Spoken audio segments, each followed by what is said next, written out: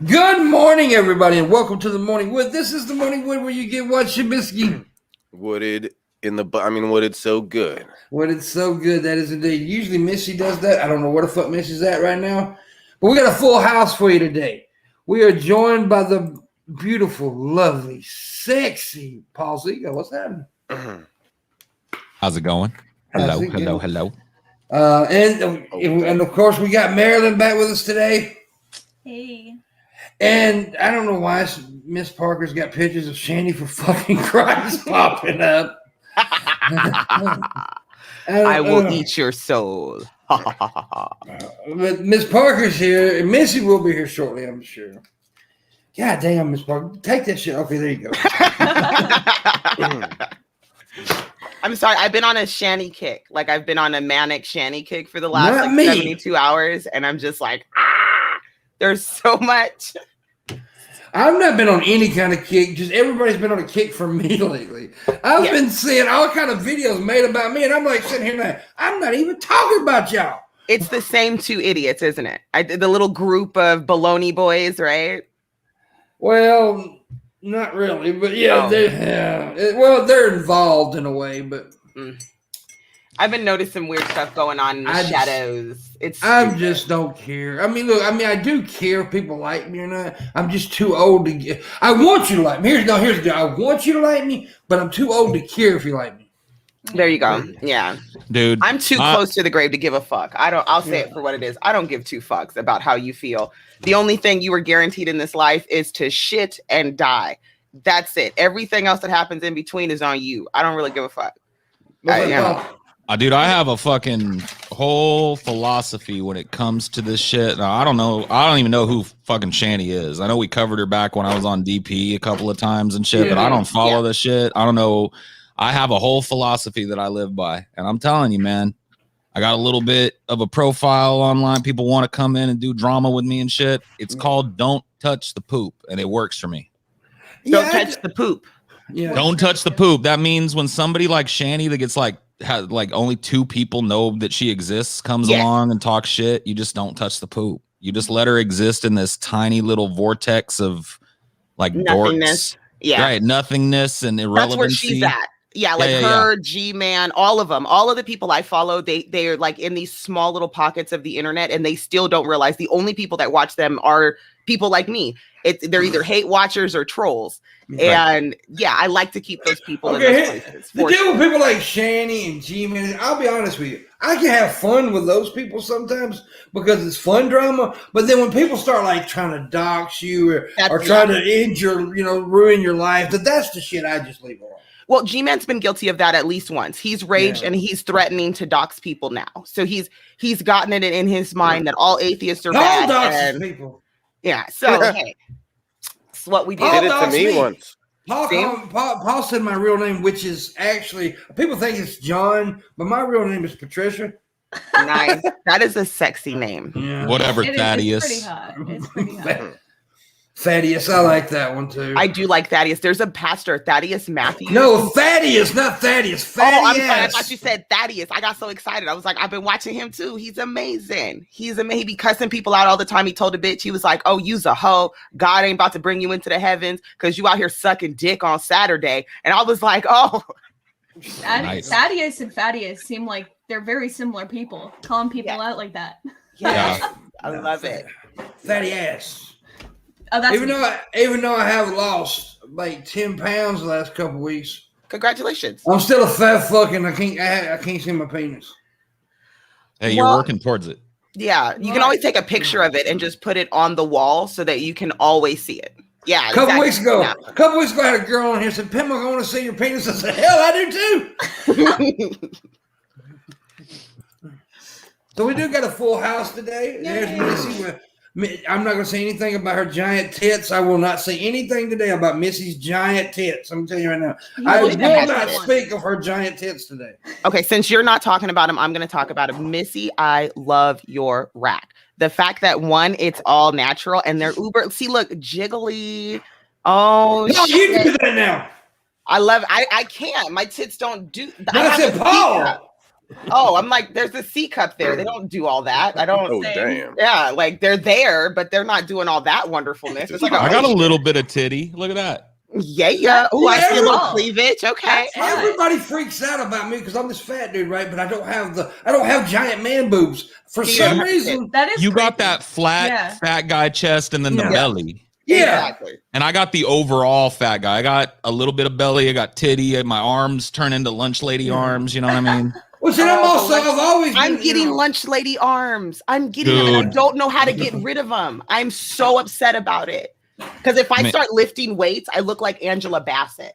Okay, my shoulders get all manly and shit, and I'm like, I don't want that, but I don't want the weird flabby arm either, and I don't know what to do. I think Angela Bassett. I haven't thought of her in a while. Missy, you are there's muted. certain things you can do for them. There has to be, right? Like, I don't want that. That would make sense. You need compression sleeves. Yeah, exactly. I need compression sleeves. Oh no. Yeah, there's shit you can do for specifically just that. Okay. Yeah, I need to work on like that. a little shawl. And It goes on your arms. Yeah. Why the it fuck goes are on we your talking arms. about this? But does it make it to where, like, too. when you does it make it to when you don't have the compression sleeve on that there's less flappy flap, Yeah. or is it just hide the Absolutely. flappy flap? No. Okay, so it's not like a Spanx for my arm because I don't want to wear Spanx No, on my arm. if you wear it, can like because you guys got to see over it. a period of time. Let's see yours. Okay, let's show off all of our arms. Look at this literally. shit. Look at this shit. Yo, look, Marilyn's over there with the perfect arm. Perfect arm. Look at this. Look at this. Oh, see, I got it too. I don't have much. But see, I used to be very. But here's the thing: I used to be very athletic in the day, so I'm toned for a fat dude. That's weird, but I am. It happens in the South. There's a lot of like my best friend's husband. He's like that. He's really toned for a big guy. He's a big dude. He's got the belly and everything, but he's rock solid. I remember one time it was in New Orleans for that meetup in New Orleans, Paul. TJ was poking my belly. He said, "Why are you so solid? I'm flabby. Why are you tight?" And I'm like, "Why are you poking me?" He's just trying to feel on you. I'm softer than a muffin. Just the truth. For some reason, I'm not, but I think it's just because I got a hernia in my belly too, which is not. Oh shit! That fucking sucks. I got the doctor estimated I got a huge hernia. The doctor said that hernia, what you got to weigh is about 30 pounds. Oh, and that was like 5 years ago, so it's probably grown. What it is, I'm stupid because like I still I'll if somebody says, "Hey, pick up at the end of the couch," I'll do it. And you'll pick it up. Okay, well then you're gonna need to get like that taken care of. Okay, can't you just like push it back in and put some duct tape on it? Probably. Yeah. Well, the thing that pisses me off though is that I can't exercise I don't like some of y'all may know this, but I used to weigh 600 pounds back in the day. Then I went down to 260, and then I gained some back. Not nowhere near 600 pounds, but I gained a lot of weight back. But the reason I can't exercise like I did back when I lost all the weight because I have bone spurs. Mm-hmm. And the funny thing about my bone spurs, I got one on the back of my heel. And I was going through LAX one time, Paul, and they thought it was a fucking weapon in the back of my sock. Ooh. Because you got a bone spur hanging out. Yeah, because it sticks out, right? And the sock stuck out like a rocket, kind of. And because of the bone spur, he's like, "Sir, you have to go over here to the side." And then they made me take off my socks and everything. I'm like, dude, it's just a bone. Jesus. Yeah. My bone. My boner. My ankle has a boner. It's so stupid. Airport security is such a fucking joke, though, because they'll pull you over like that for a bone spur. But man, it's easy to sneak shit in the airport. Dude, I got the best airport security story ever. Go for it. Best airport security story ever to show you how fucking stupid they are. All right.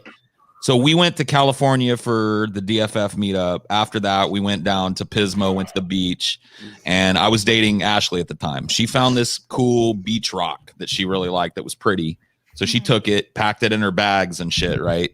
And we were flying home. So they fucking alerted on that bag because of that rock, because it looked like it could have been like an explosive or something. So they took her aside, tore up her back, found the rock and shit, and we're like, oh, everything's cool. Go on and go through. Right. So we were like, cool. We get on the plane and she goes, oh.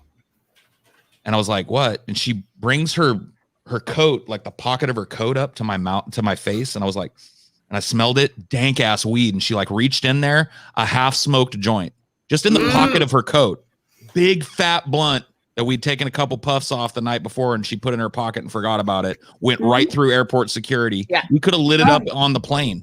I got one. I got one for you. I was gonna say I have traffic weed. I was coming home from Seattle, and I'd been gifted a 1/4 ounce while I was out there by a super, super, super sweet old man. And I had smoked a little bit of it, but like I was only out there for like 5 days, you know, there was other weed to be smoked. So I just kind of put it in my little book thing and forgot about it. And I had gone into, gone through the airport, got onto the plane, completely didn't even it never registered to me until we had to do our layover in Minnesota or something like that. And I went to go get my bag out of the overhead compartment, and I opened the container, the lid thing, and I get hit in the face with weed. Damn. The entire thing just stunk. And then the whole plane starts stinking. So I just grab my bag and run off the plane. God damn. I got so tickled somebody in the chat room. They said, Missy started talking, and they said, "Holy milkers." Holy milkers. Yes. That's hi. My name's What's your weed story, Miss Parker? Well, recently when I went out to Kentucky, I ended up going out there. I had a Why? Because that's where my family lives, and I love my family. Why do they live there? No, go I don't know, because they're weird, and that's how else are you supposed to hide the bodies? Okay, you know how much land you have out there? There's Kentucky a lot of bodies. Or Wyoming, you got to pick one. Exactly, one of the two. And I was going out there, so I get on the LAX, and I had a whole container of weed brownies. So I had those in my lap. I had my vape pens in my purse. So I had about 40. I had maybe, I guess on retail's like $120 worth of weed cartridges. And then on top of that, I had a blunt in my cigarette case, and I had 2 joints in my cigarette case right through. No problems. I never have problems. They're so bad, dude. My personal. Dude, fucking airport security is so bad. Yeah. Mm-hmm. They're so bad. They alerted on a rock, but let me walk through with a bunch of weed. Uh-huh. Yeah. They've done these tests on the TSA where they send somebody in there who's got some contraband, whether it be a gun or whatever. Yeah, they get right through. They never catch these motherfuckers. But you know who they do catch? A poor dude that's got a bone spur on the back of his head. You know what I mean? It's because the way they train them, at least I know here, TSA, at the LAX, at the Las Vegas, whatever it's called. Mm-hmm. McCarran, I think it's called. Yeah. But regardless, the way that they train them, these people are entry-level employees.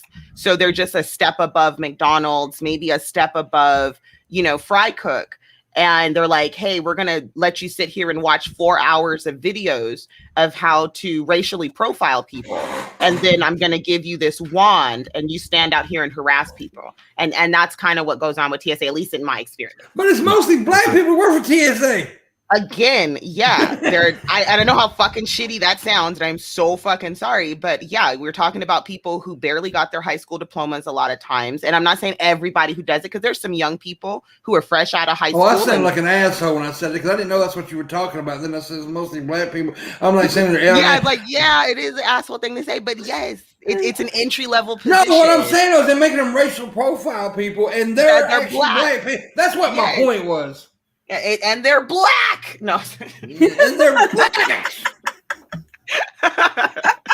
By the way, yesterday when you didn't show up, I am sorry. I had to replace you with because she was mad. But don't worry about it. Don't worry about it. I had a spare black person to bring on the show. I had Midwest. First of all, there's no such thing as a spare. Oh, I got spare black people. Okay, so you're canceled. Shabisky, cancel him. Politics. Well, I said one thing. You know I'm a dick, right? But people I need to could never realize. Be mad at Missy. I fucking love you, Missy. People need to realize that Miss Parker. I know, but I felt bad. Oh, I'm talking. There's a difference between racist humor and racial humor. It's just a difference.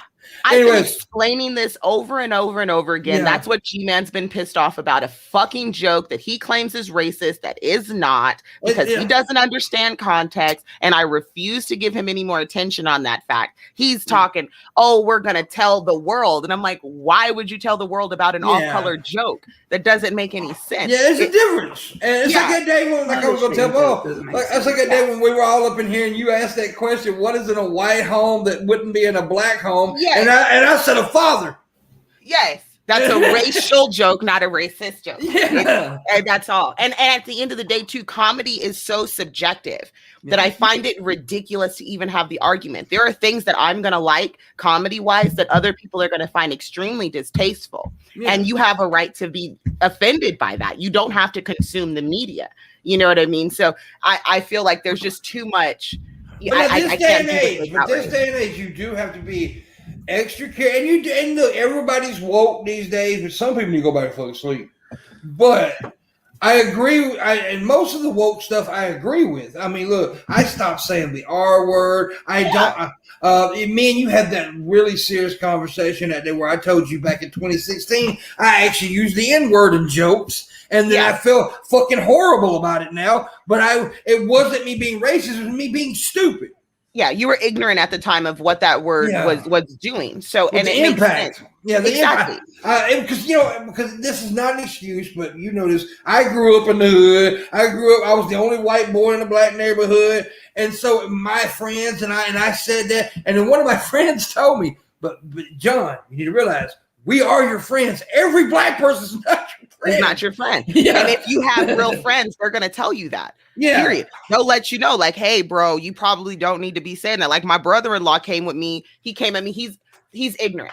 He grew up in Kentucky. He's never left Kentucky all his goddamn life. One of the poorest states in the fucking country. This boy had a job since he was 9 years old.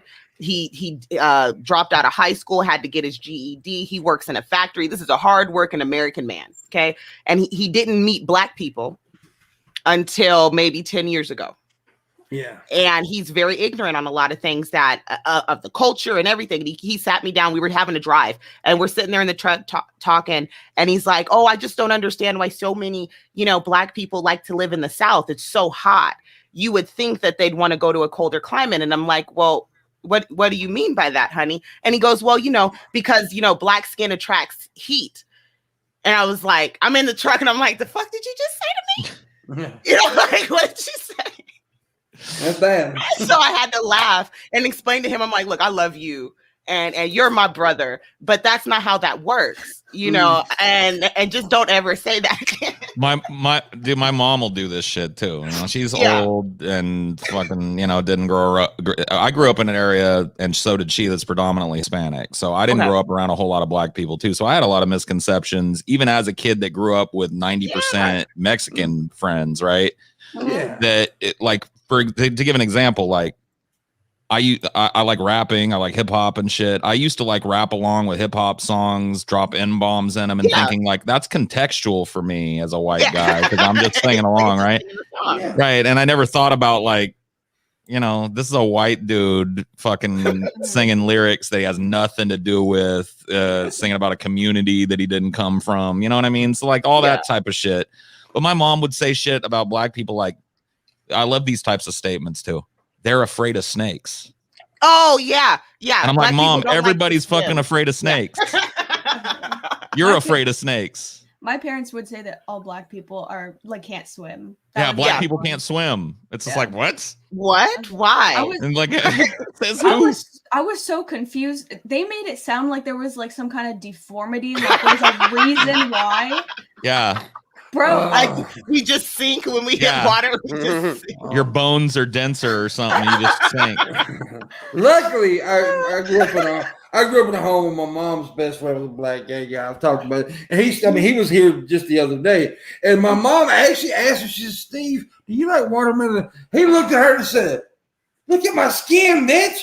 And I'm like, I busted out laughing because. They're not. I hate when people act like they need white people. This is white people. I hate when white people act like black people need us to protect them. Well, yeah, that's the white savior complex. I'm just now getting into that. So I found myself on YouTube in the white savior part of YouTube and TikTok. And it is very disturbing. Like I don't and maybe you guys can help me understand, but I don't understand this need, this desire to profess from the rooftop how majestic Black people are. Girls. Like white girls. I mean, it's usually white chicks. It's a white woman talking about the struggles of Black people, and she's crying and she's pleading and she's like, you'll never understand. And I'm like, I get it. I love the passion, but I'm confused and a little offended, and I don't know why. Right? I got one more thing. Why do white dudes and Black dudes get along better than white chicks and Black chicks? Why is that? That hasn't been my experience. I don't know. That hasn't been my experience either. Well, y'all stupid bitches. Y'all don't know no better. God damn it, man. Shit. Everything we do is fucked up, apparently. Fucking shit. You know what? You're absolutely right. I can't stand white bitches. That's just a woman shit. That's got nothing to do with fucking race. That's just women don't like each other. Yeah. Like being woke in my mind is 100% about just shutting the fuck up and listening when Black people are talking about Black issues, and that's it. Because I don't know, I didn't grow up Black. That doesn't mean that you can't talk to a Black person about that experience. But when it comes to like, if you're sitting with a Black person, you listen to what they're talking about. If they asked you what was it like growing up white where you grew up, you assume they'd listen to you, right? Well, I'm like Steve Martin. But now, Paul, I'm like Steve Martin in The Jerk. I grew up a poor Black kid. That's true. Yeah. Well, and that's something I think that we need to talk about, because the way that we grow up, what we find out is like, it impacts us. It impacts the way that we perceive the world. And if we would take the time to just ask somebody, hey, okay, so what's your life experience up until this point, instead of just making these assumptions. I know I've had the conversation in Discord with people, and I enjoy those conversations because it gives me an opportunity to learn about what's going on in other parts of the country and other parts of the world. Like, I don't know what it's like to be a white man in a Hispanic neighborhood. That sounds different. What's that like? I have no fucking idea what the prejudice you experience. Lots of tacos, lots of tamales, I love delicious tacos. Yeah. Oh God, and the corn man things called flautas. Yes. I don't know if they've got them out where you guys are, but this little place around the corner from me does. Have you guys had mole chicken? Yep. Oh yeah. Okay, so they use the mole chicken and they put it in the corn tortillas, roll it, and then fry those, and give you this like smooth green poblano like sauce to dip them in. They are out of this world. I will literally eat like 10 of them and feel like I'm going to vomit. And happy about want to eat 10 more. Yeah. Dude, they are so delicious. Real quick, let me thank John Vega for sending a $20 tip in. I appreciate you, John Very Vega. nice. And we only need 120 to finish the goal. So 130. Sorry. One of the things I think that gets lost on people is like we're lucky to be Americans, right? At the end of the day, we really do live in an amazing country that's been influenced by so many cultures, and we're not done yet. We're still a really young country, and we're a really young government. We're trying to get ourselves together, and it's like we're adolescents right now as a government. So there's a lot of fighting, and we're trying to figure out like what we stand for. I was just gonna say I really like that analogy that you used. The one of the last times that you were birthing. The birthing pains thing. Yeah, they're birthing pains. I loved that. Like that literally made like so many other things like that. Like we're going through major. We're going through major changes. Like me and Miss Parker talked the other day about the movie industry. That I didn't, and I said I didn't want it to flip completely because it would be the same. And but right now we're going through growing pains, and right now you're going to see more Black people in movies than you are white people. I feel like my mom said something. Everyone knows my mother's a cunt. And I don't care if she hears me say that, Mom. I love you, Missy's mom, and I want to have sex with you. Well, she's probably going to rage about that if she actually. Holy shit. That's how much of a cunt she is. She said something the other day while I was over there for something. I don't remember what. And it really bothered me because I know that my stepdad is a closet racist because we had a black lab growing up. And it was, I guess his name. His name is Brady, but he used to call him his little, and like it was disgusting. Well, here's the thing. I will say this as a caveat. The dogs that were used in service work at a particular time in history were all called nigger dogs. You can't say that, Biscuit. She can because she's black. You cannot say that, Shabisky. And I'm just using it in the context of history, but this is what they were called as a profession. Like the dogs that helped out with firefighters, the dogs that helped police, dogs that were, service dogs. They were black labs and they were called niggers. So that was just the thing. Well, going back to what, like how we started with it, they were watching something, and my mom made this offhanded comment that I think she didn't realize. I mean, she might have realized what she was saying, but she said she doesn't like she's like, you notice lately that all there is biracial couples in commercials now. You can't just see a regular white couple anymore. It's always a mixed couple. Regular. Right. And it's like, and I'm thinking in my head, like, what the fuck is wrong with you? See, I don't agree. I don't agree with this whole idea that we're seeing quote unquote more black people in movies than white people now. It's just not true. Yeah, representation for black people in movies has increased. We're seeing more black people in movies now than we did 20 years ago. But if you look at the balance of fucking movies, it's still mostly white folk in movies. It very much so is. But what Pimp is saying, what he's seeing is it's the beginning of a shift. And we have an entire industry popping up that's booming in Atlanta. You guys hear this chirping? Mm-hmm. Yeah, that's out my window. Hold on. I think it's but by the way, that's what I was saying, Paul. Not at the moment, but you can see a shift coming. Yeah, I do believe, and it's a good thing. It's a real good thing.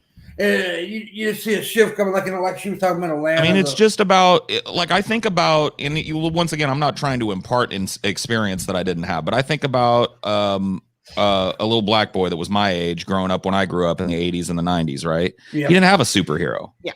Right, he didn't. Superman was a white guy. Batman, white guy. Joker, white guy. He didn't have any representation. Although Batman wore black. Yeah. Well, sure. That was like Batman wore black.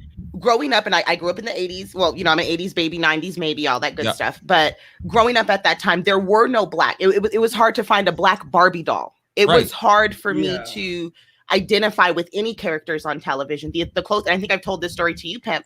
My first experience with the black superhero was Storm. That was it. It was literally Storm. And that was a Saturday morning cartoon that I fell in love with because, oh shit, there's a black woman, and it's nice nowadays that kids get to see Miles. There's a black Spider-Man, and you've got, you have T'Challa. You have these characters that are finally getting representation in the big screen, and it helps. It helps. And still the vast majority of those superheroes are white. You know what I mean? Yeah. But you're starting to get to see representation for black people that's commensurate with how many of them there are in this country, right? Exactly. Black people are a racial minority. So the idea that every fucking movie star has to be or should be black is ridiculous. But there should be little black children, black teenagers, black adults should be able to go to the movies and see themselves up there just like we get to. Exactly. And so should fat men. We should see more fat men. Yeah. Well, it goes a step further too, because we have to start thinking about our trans actors and actresses. Sure. And we're starting to see more of them. I know I got into a conversation. Well, listen. I'm joking. I was like, well, yeah, we're going there now. Absolutely. Oh, I've offended someone. Yay. Yeah. So no, but at the end of the day, we're starting to see more of that. Yeah. Yes, and you have the super conservatives who are like, oh, they're trying to turn our children into sexual deviants. And it's like, no, this is an honest representation of what our country is. Our country is full of trans people, full of black people, full of Asian Americans. I'm sorry, Pacific Islanders. We're all over, so we need to see ourselves in movies. And I want to see a trans story. There was a movie that came out not too long ago. Me and my husband sat down and watched it. It was about two young trans women. And they end up passing away because of violence. The man who was involved with them got upset, jealous, and kills him. It's really weird, like Lifetime story. But I've never seen it through that framework before. And I'm honestly, as a moviegoer, I'm tired of seeing the same fucking story. I'm tired of seeing a white chick fall in love with a white dude. I'm tired. Yeah, me too. Back in the 80s and the 90s, trans people actually did have representation in movies, but it was negative representation. That's very sad to bring that up. Until Tu Wan Fu, and that was a really good one. Tu Wong Fu is a very fucking like outlying example of one, but the truth of Tu Wong Fu is they got a bunch of straight actors to play trans or drag queen. Yeah. They didn't go and find drag queens with talent and put them in that movie. So but you're right, it was a good representation of drag culture and trans culture. But think about Ace Ventura: Pet Detective. Yeah. Ace Ventura: Pet Detective has a plot line where he finds out that a woman that he's been sexually involved with is a trans woman. And there is a 3-minute montage of him plunging his face, vomiting in the toilet, showering and crying because he's been involved with a trans person. There's another movie from the 90s called Soap Dish, where it's actually a pretty good movie about the behind the scenes on a soap opera. But the whole big reveal in that movie is that one of the women in the movie, who is kind of this sex pot, is a man. And it comes out towards the end of the movie and everybody's like, oh my God, oh no. All the guys that have been involved with her are disgusted. This was trans representation back in the 80s and the 90s. They were gross. They were freaks. Yeah. The Crying Game is another movie like that. It's actually a really good movie, but the end result is a trans person catfishes a straight person, right? Yeah.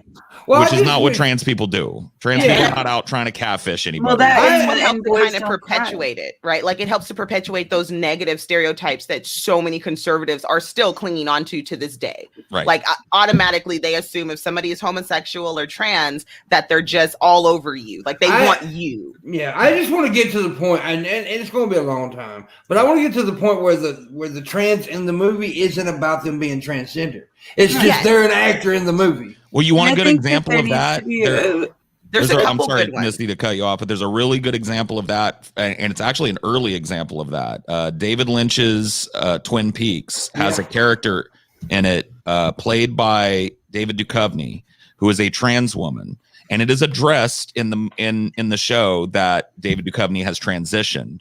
But after that is addressed, it doesn't. He is a CIA agent, is treated as such, and she goes about her job and does it with no mention of the fact that she's trans, no trans jokes, no undermining her. She's shown as capable, competent, intelligent, driven, passionate, and she does her job. And that was back in the fucking late 80s. Yeah. I was gonna say there's one right now, the show Kenan. If you guys haven't seen it, Kenan has a sitcom he's doing now where his wife has died. He's raising 2 kids on his own. They're biracial. It's a really cute show, but his director of the show that he's on in the universe is a trans woman. And we find out about that in like episode 2. It is kind of glossed over. Then they move over. Then they just continue on. And she is an extremely strong woman. Yeah. And I love that. She's a smart ass. She cracks her jokes. Yeah. It's really nice. That's what I want more of. And she's a trans actress. I want it to the point where we don't have to point that out. Yeah, that's what I'm saying. Exactly. We get to the point where it's just normal. Like, this is normal. Like, why do we have to point that out? I don't understand why we have to point out the fact that they're trans. Like, I think my son is my son. I think in order for us to get to that ideal, Missy, and I agree with you, I would love to see 99% of movies that incorporate a trans character not even really be centered around the fact that character is trans. Just show them being competent, passionate, make them, whatever it is that they are in the movie, make them the villain, make them the hero, but make the fact that they're trans not part of it, right? But I think in order to get that, we need movies that make people aware of the trans experience. Like, I'm not saying every movie has to be centered around the fact that somebody's trans, but we need more representation of what trans people go through. How they are perceived. Don't Cry is a huge. represented, you know. So I feel like we're in that transit. We've been talking about like we're in this birthing pains kind of era where people are starting to understand representation matters. They're starting to understand that the people's experiences, while they differ, are still bound together by the common American fucking ideal, and that we can all come together and listen to one another about the differences there and still be Americans together. And that's great. I think that there's just a lot of misconceptions when it comes to trans people in general. You know, like there's a huge difference between dysphoria and dysmorphia. You know, and being trans this is a huge point as well. Being trans has nothing to do with your sexuality. Yeah. I had to learn just your gender. That's just what you are. Like it's got nothing to do with what you're attracted to. I'll be perfectly honest. When I first started creating content, I'm from Mississippi, small town. I hadn't been around at the time a lot of trans people, right? Well, when I got on here, I started talking to people, and I started meeting trans people, and I've actually got one of my really good friends is a trans girl. And then I started asking questions. And not in a rude way, not in a disrespectful way, but in a way to where I could learn about them and where I can, because I don't have, and educate myself exactly. Yeah. And now I'm better. I'm still ignorant to some things, of course, but I think that's one of the biggest misconceptions that I hear floating around a lot. Yeah, like we all are. We all have massive amounts of things that we can learn. I mean, you know, for people that don't, fans out there, like new people in the chat, I have my youngest is trans, and I sat down and I have done hundreds of hours of research. Like this is my child, like I need to make sure, of course. Like I know everything about what he's dealing with, what he's facing. And one of the biggest things that I see a misconception with is that people think that being trans has something to do with your sexuality and who you're attracted to. Yeah. And they're two completely separate things. I mean, I'll take it a step farther than Pimpmunk took it. I used to be out and out transphobic. I was raised out and out transphobic. I was raised in a transphobic environment. Like I said, all the movies where trans people showed up, they were either a joke or trying to catfish somebody, or it was a big reveal. Oh my God, blah, blah, blah. I used to use horrible terms about trans people.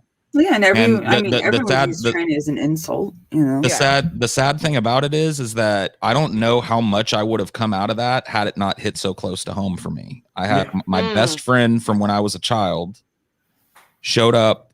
Like we went through high school together, absolutely best friends, and we kind of parted ways. They went one way, I went another, and about 10 years after that, came back into my life and transitioned. Had told me that she had transitioned, and it just literally slapped me in the face. It immediately changed the way I felt about it, because I thought about that person and how I felt about them growing up, and I started to notice all these. It was someone you cared for, right? I noticed all these little things about that person that were probably related to them not being able to express their gender identity, and immediately my mind changed. Immediately, that nasty language left my lexicon.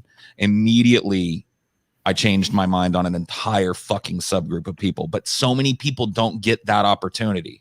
So many people don't have like a trans person close to them. Right? Or they experience the opposite. When they do come out as trans, they have family that refuse to accept them, and do nothing but berate and belittle and trash and disown, and Unfortunately, we're going through that in my family, as all of you guys know. I now have a sister, right? And she's just come out, and my parents just refuse to call her Jamie and refuse to even dignify the fact that that's how she feels. Like, no, she's a boy. It's a boy. It's a boy. And and it's really fucked. And unfortunately, it's just kind of created a huge divide, which I mean, there should be anyway, because you guys know my parents are pieces of shit. They're, but it's just made that divide so much wider, and I don't think they'll ever be able to recover a relationship. They're so set, and they're also the ones who raised me to be a racist and raised me to be, sexist and all of these things. And I'm so fucking lucky that I have a brain in my head that I could see what the fuck black people can swim. This and that. I was lucky in that department. I was so lucky in that department. I was raised by a hippie lady, so I mean, honestly, I don't like to say blessed because I'm an atheist, but I was blessed because I had a woman who taught me completely different than what you just said. Completely. That's amazing. I was raised by a cunt and a racist stepfather, and when my brother. It was my birthday party the summer before COVID hit, and my brother was drunk and was saying that basically saying to me in front of my son that he is never going to accept that my son is a boy, and that if I had been a stronger female role model, that my son wouldn't have wanted to turn into a boy in the first place. That's fucked up. As if that has a fucking thing to do with it. Right. Really nothing to do with it. But that's like the ignorance that, and it sucks because my son was super close to my mom. Like, I'm one of 6 kids. Like we were a super tight, close siblings, like all 6 of us. And now it's gotten to the point where I will disown every single one of you for my child. Yeah. So I mean, if you have a problem with my child and my child's decisions, fuck you. You're out of my head. You don't have a child. What are you talking about? She's making the hypothetical. I don't give a shit. I'm actually with baby right now. What kills me? What? I'm not. I was like, what? No. At the end of the day, what it's fueled by the fear of the unknown, right? It's the ignorance, and it always reminds me of Lovecraft, because Lovecraft was terrified of everything he didn't understand and everything that he just couldn't get his mind around. And that's how he made these horrible creatures. Yep. And to me, it's like, when someone comes at a situation like that and they immediately go to hate, they're embodying those ancient gods, where it's just this immediate hate and disdain for everything. And it's sad that people live like that. And I think that's probably why, again, I was talking about this last night. I have this addiction for watching people and watching reality shows and seeing how people think when they're at their worst. And I don't know. It's a fascinating defect that humans have, but it's really sad that we still have it. Shout outs, Flavor of Love. Shout out Flavor of Love, baby. Oh, no, it gets better than that. No, Real World. It's better than Flavor of Love? Real World Boston. The slap heard around the world. The slap. I loved Real World. Did you remember that slap though? Yeah, I'm telling you though, Flavor of Love. People sleep on Flavor of Love, dude. Flavor Flav, New York. Yes. Okay, listen. I'm doing it. People asked me to do some more coverage because last night I got into Tila Tequila. Because I was like, oh my God, if anybody remembers, she started on MySpace. Mm-hmm. Yeah, but you know, I know. And I got stuck into reality shows. A lot of people have been covering her lately. Be careful when you talk about Taylor the Kid. She really does have a real mental issue. I believe it. No, she has brain damage. She had brain damage. How? I can't remember. Was it a car accident? No, it was a tumor. It was like a tumor or something. No, I think she got into an almost fatal car accident. I heard it was an aneurysm, but okay. Yeah, I couldn't find anything about it. I've heard about it, but I can't find any stories on it. But yeah, we were covering like her original videos, and then when she did Shot of Love, and she did 2 seasons of that, and then I think she went on what was it called? The House, what the one The one where everybody's in a house together and Big Brother. She did a Big Brother episode. Yes, everybody said I was right. I was wrong. Yeah, it was a brain. It says surgery. Suicide. Brain aneurysm. She said suffered a brain aneurysm in the middle of the night. To cope with the pain, she took 2 bottles of an unspecified heavy prescription drug. And because of the 2 bottles, she suffered a brain aneurysm, and now she has permanent brain damage. Then why is she still caring for her kids? That's the scary part. Her kids are still in her care. Yeah.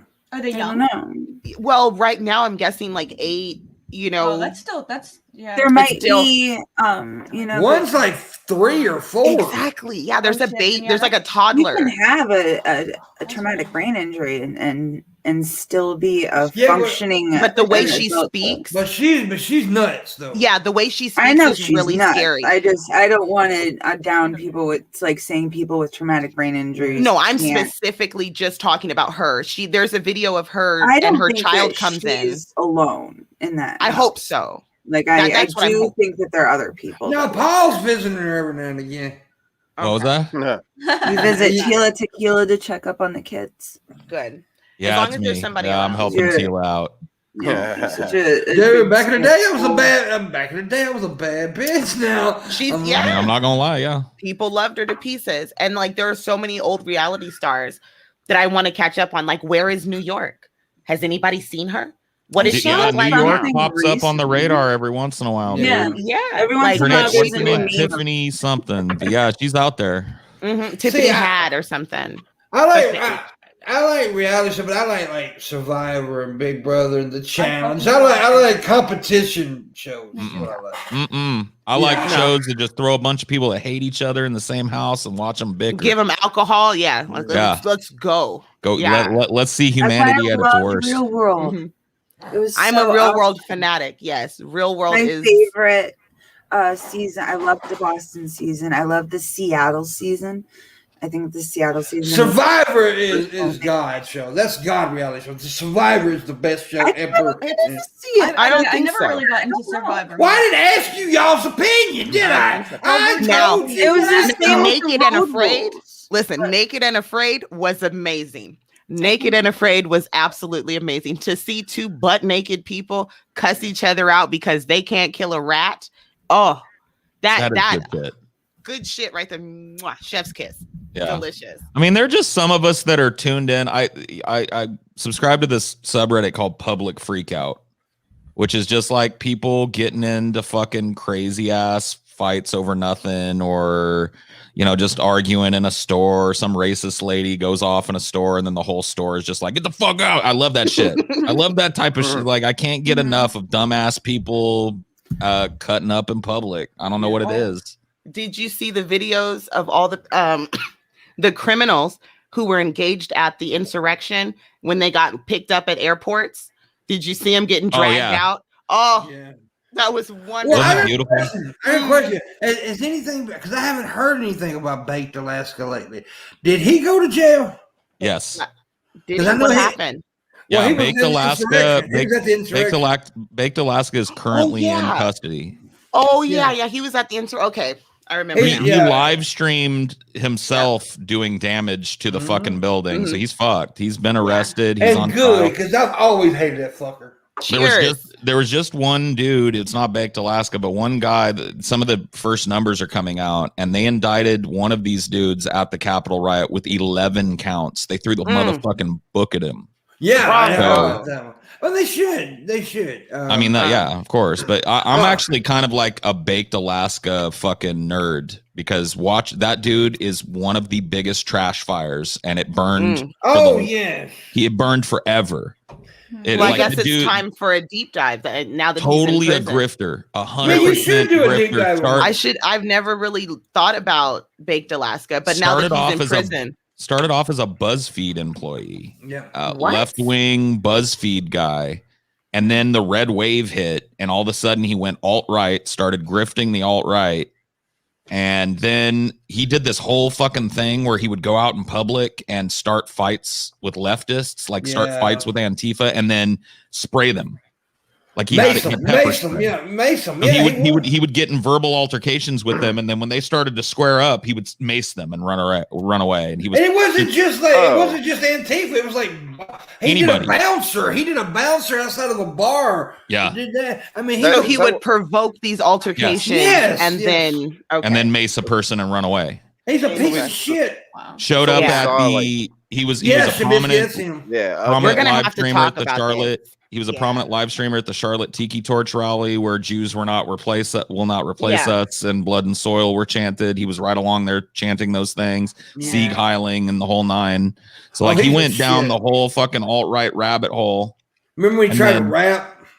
He's a rapper. He's got a couple of songs. He's got this song called "We Love Our Cops." Yeah, it's all about how he loves cops, and then later on, his content becomes harassing cops. Yeah, because they're trying to break up his right-wing protests. Ain't that funny how that happened though? How they were all blue line, and then when Blue Line did their fucking job, they killed them. Yeah. Well, here's the thing: there was a woman at the insurrection who said it best. She was like, "We're not black." Yeah. She screamed at the cops because they were trying to get her off. I've seen that clip. Yeah. And that's what she screamed. We're not black. We're not niggers. She was pissed. Once again, Shabisky, she can say that, you can't. And what it is there is such a huge amount of white privilege. The white privilege is so fucking intoxicating for these assholes that they really think that the cops work for them. Yeah, that's very true. You see that a lot where I am. I know I'm not in America, but like shit's now you don't matter. Shut the fuck up. Yeah. Thank you. I grew up from like age 10 to 18 in a very like preppy place where like honestly, kids just walking around. I was a fucking punk. I was a little punk. And you know, I'm a little punk. So like if I'm walking around in like whatever, you know, like not preppy clothes, I'd have the cops called on me and just shit like that. But who obviously got it so bad were some of my black friends. They got it so bad. We just went to a fucking mall and we have people following us. That's what really hit me. Because like I said, sorry, just no, go ahead. Finish 1 second. But that's what really fucking hit me. And I know I was pretty old at that point, but that's what really hit me. I was like, wow, I'm literally being followed around the store because I'm with my black friends. I've never gotten followed around the store. Well, real quick on white privilege. See, here's the thing, and like I said, I'll admit when my ignorance sink in, right? Yeah. At one point in my life, I thought when people say white privilege, I'm like, look, I suffer. That's not what white privilege means. That's not what white. Yeah. No, white privilege. White privilege does not mean white people don't suffer and don't have their own problems and stuff like that. It does not mean that. It means like in situations like with the police and situations at jobs and stuff like that. That's what white privilege is all about. Yes, we suffer. And yes, white people get profiled. There's especially certain types of white people like me, right? When I walk down the street, bald headed, tattooed, big guy, people profile me, but not in the way they profile black people. Mm-hmm.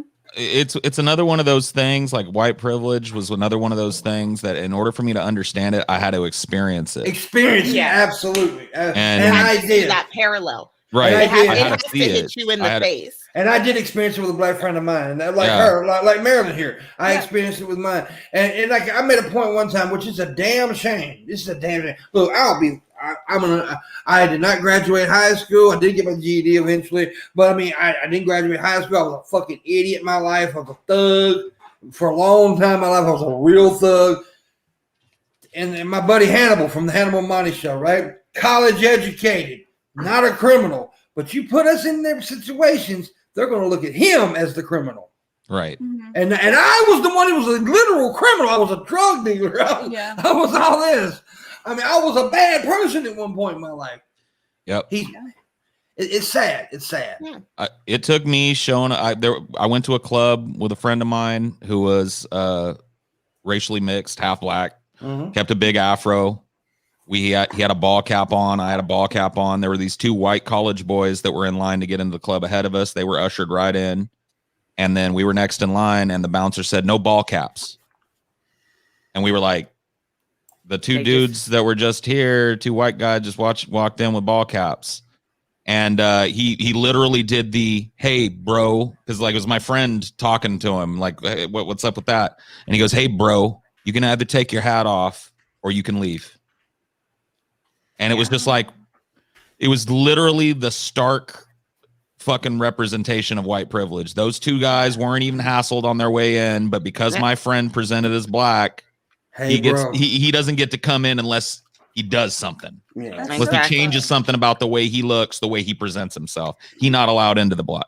Real quick, thank you, Tommy from the Bronx, for the $50, buddy. He said, good morning, Wood. Thank you so much. Very nice. I love you, buddy. And also, Kyle gave $5. Thank you, Kyle, so much. I appreciate you. We love you guys. Thank you. Yeah, that is what you said, Paul. It's just That's so sick. fucked. It's fucked up. And like you said, a lot of times we have to experience it to understand.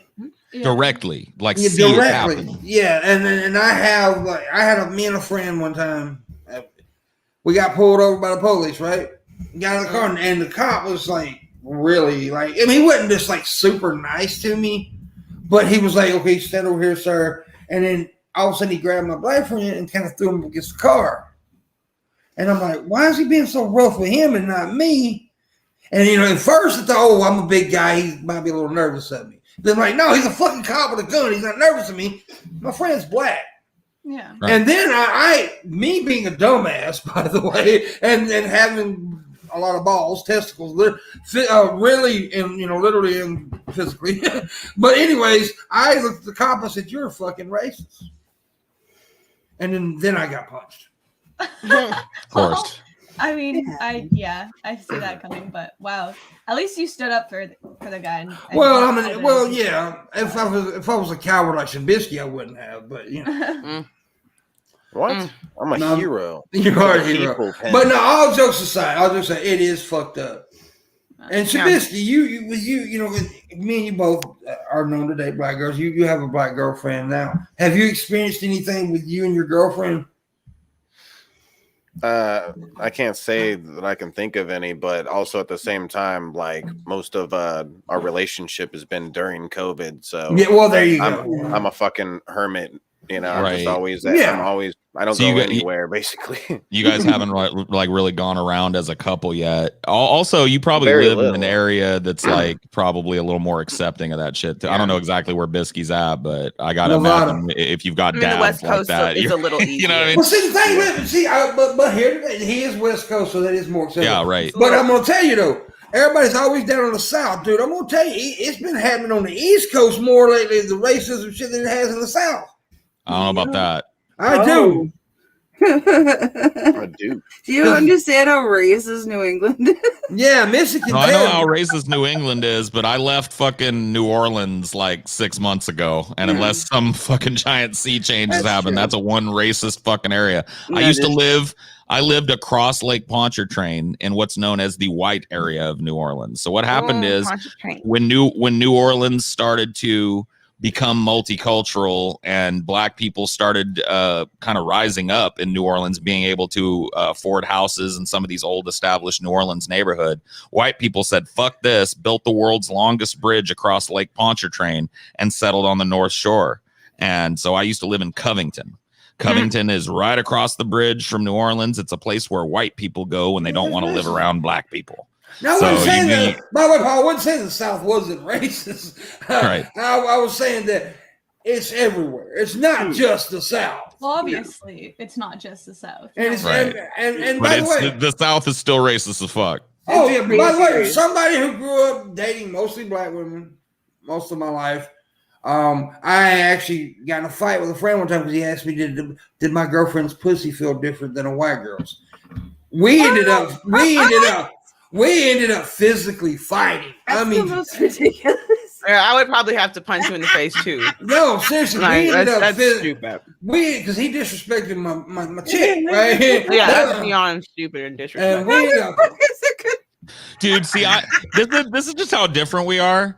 I'd be like, Yeah, it feels fucking 10 times better. And I just walk away. I'm not fighting that motherfucker. I may it as feels well 20 times better up in there. Well, Paul, but see, me and you kind of, you this calm stoner dude. You can, I'm a little intense. I'm a little intense.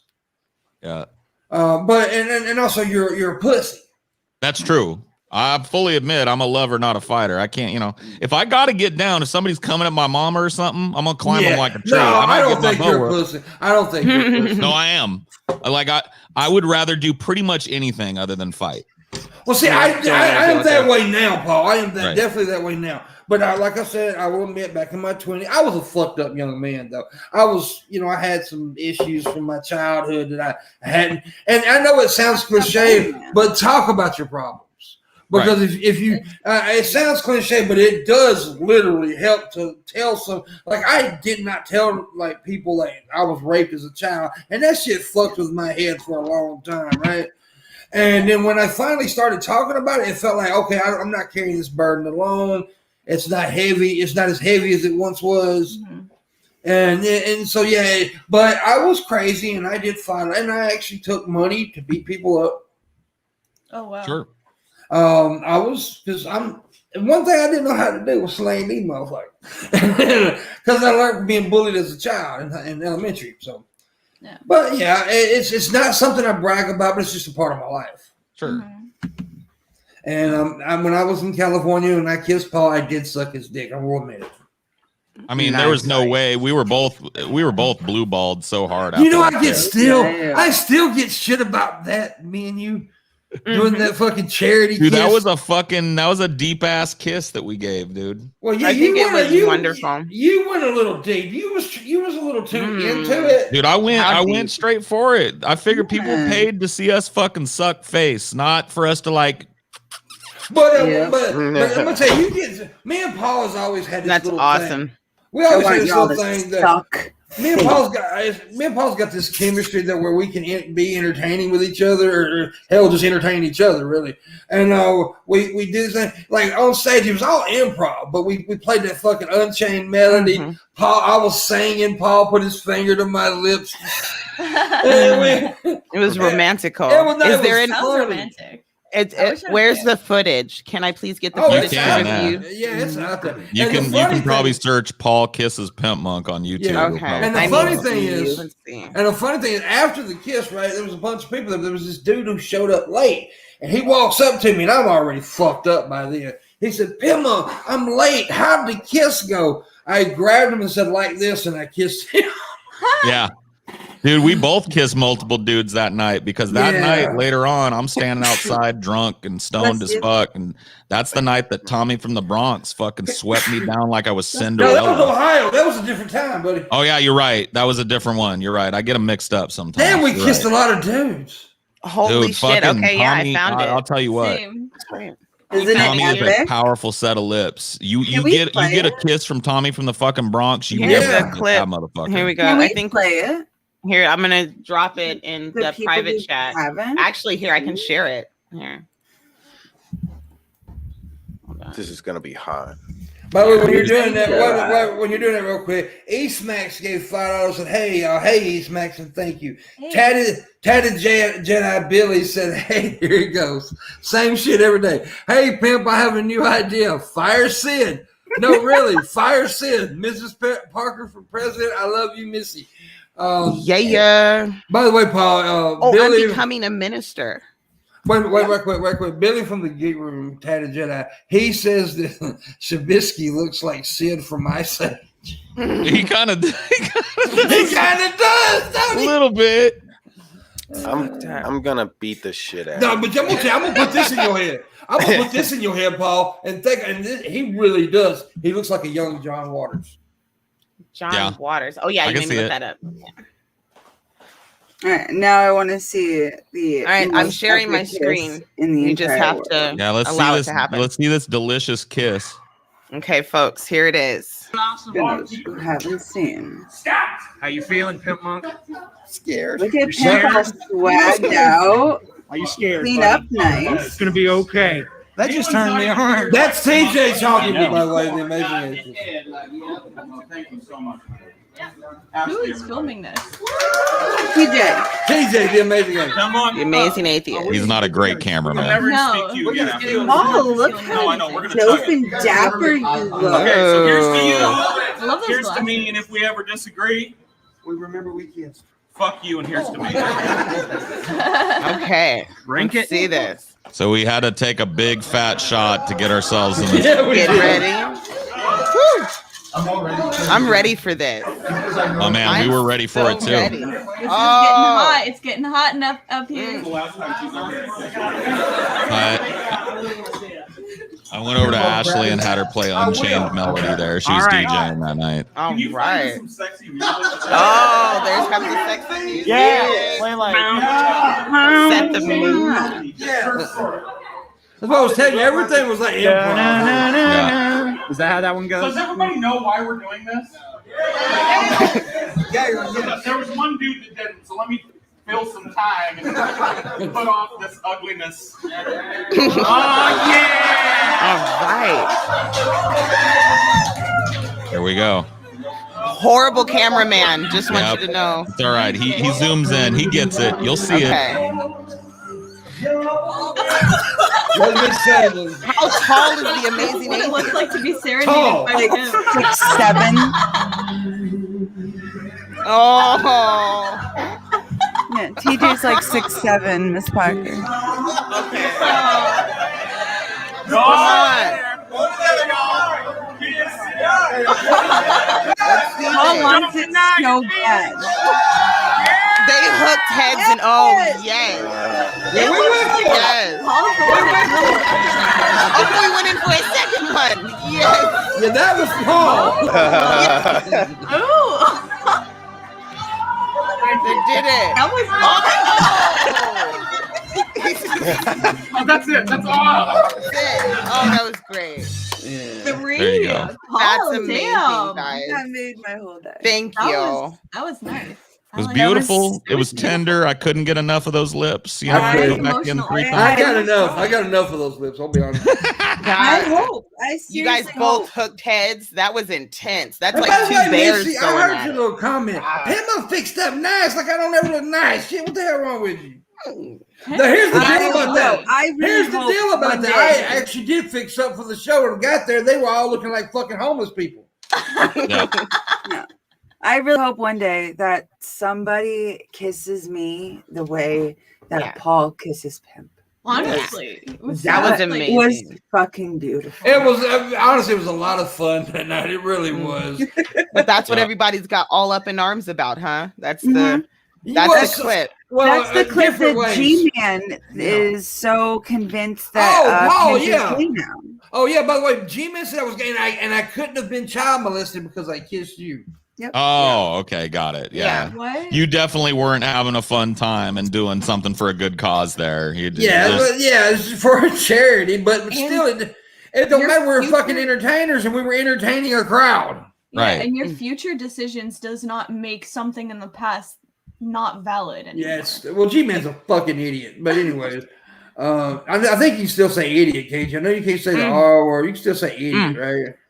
I just call everybody G-Mans now. Never go Yeah. full G-Man. Yep. You know, like when I'm watching works. Tila Tequila, I'm like, she is a total G-Man. Yeah. When somebody walks across the street and they have to run because they didn't want to use the crosswalk and a car is blaring their way, you're a fucking G-Man. You know, I've turned G-Man into a noun. Anything that I don't like that's just real imbecile-ish, G-Man. Yeah. But anyway, yeah, I still get like people like it's so crazy because people come, are you gonna kiss Paul again? Like 5 years later, and I'm like, dude, yeah, we just go and kiss each other all the time. Oh yeah. Mm. That's how we greet each other when we see each Yeah. other. You have to now. And then I had friends say, dude, I didn't know you were gay. Shut up. People just don't want a joke to die out. They just want to hold on to it as Oh, long as they no. can. It's And like the that's why. same dude. There's some guy, I don't know who the fuck he is, but every fucking morning under the Morningwood Twitter like shilling thing, he puts something about Pimp smoking a cigarette. Bro, Thanks, Paul. Every morning. Well, see, that ain't my fault though. I made a joke a couple of fucking times, and then people just can't get over it. No, They can't stop. It's sure fucking fun. Can't let it die. People don't know how to let go of certain memes. I mean, there's still people who talk about Harambe. Yeah. True. We need dicks out for Harambe though. That's just Dude. I just brought back Chocolate Rain last night. Ooh. There you go. Okay, I am all about vintage YouTube. Okay, Yeah, you give me cool. some old vintage. Yes, the whole video. I got the whole video and everything. It's amazing. I didn't realize how fucking long it was. You know how he breathe. Do you know that he moves away from the mic to breathe? Yes, he puts it in the captions. You gotta. Good rain. I love it. It's a great video. Fucking amazing. I used to be able to do a pretty good Chocolate Rain. Oh yeah. Yeah. Chocolate Rain. Oh shit. Paul, I have to tell you this. I could just listen to you sing all fucking day. Oh my god. There was this one time you were streaming and you were just going through a bunch of show tunes and shit. And it was awesome. It was a great time. And I go up in the morning and my grandma's like, who was singing all last night to you? You woke her up singing. It was fucking hilarious. That's funny. She would not let me live that down for a while. I was just about to say it. I love your Beauregard stuff. Right? Like, that's a lot of fun, man. Me and Marshall are having a lot of fun. You're doing great. Would you ever do a cover of WAP? Wet ass pussy? Yeah, would you do that? Like how much are you wait a minute, hold on. Miss Parker, you asking me if I would get a bucket and a mop for that wet ass pussy? I'm asking if you'd put, like macaroni in a pot. Yeah, she's doing that for wait a minute. No, she's doing that for a reason. She knows I hate the fucking song. Would you be willing to do an amazing rendition of WAP? I think the interwebs, the YouTubes would benefit greatly. I mean, if I did it, I'd have to do it my way, Yeah, I don't want to brag. I don't want to brag. Don't want to boast. Don't want to gag. Don't want to choke. I want you to tuck that little dangly thing that's swinging the back of my throat. I love it. See, that'd be just amazing. Your voice doing that for me. Oh my God. See, I'm excited. We need it. We need it. The world needs this now. No, we don't need it. And as soon as you're done with it, send it directly to Pimp. Well, I will kill you. I think you should cover some Metallica. I think that's what we actually need. You just have a death wish. No Metallica. No Metallica. Oh, you hate Metallica too? I was just doing that for a pimp. Yeah, because Metallica is the bane of my being. Yeah, I fucking hate them. Hush, little baby, don't say a word. Oh God, they're so bad. It's so bad. It makes me want to die. Do I giggle?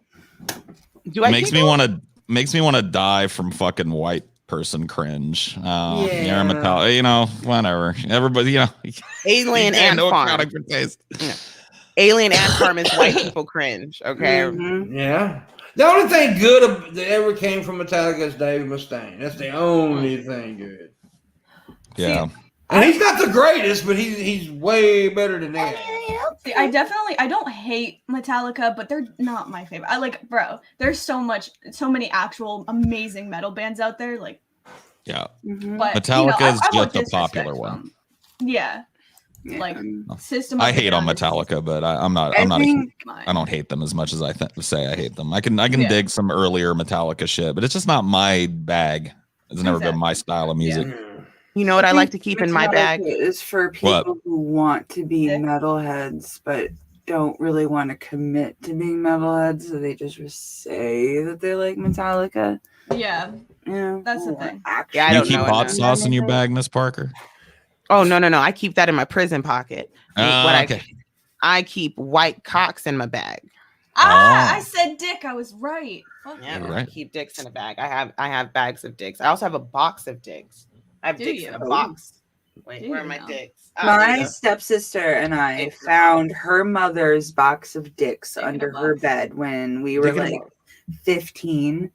And there was this one that looked like a totem pole with a beaver that came off of it, that its tongue wiggled. And we were like, what the fuck is this for?